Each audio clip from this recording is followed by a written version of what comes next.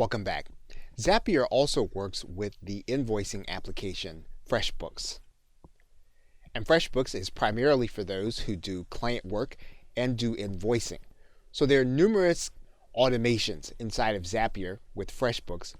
One in particular allows us to be able to move our FreshBooks clients to Google Contacts. And we can do it through this Zap.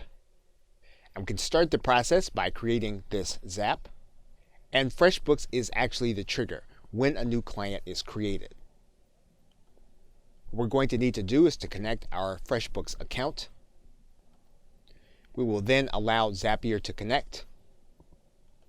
We'll then test our connection.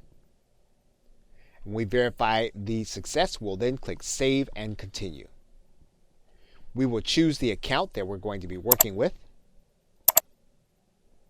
And then we'll click Continue. And once we click Fetch and Continue, our test is successful, and so now we'll click Continue. We'll now go through the process of creating the contact in Google Contacts. We will connect to a specific account.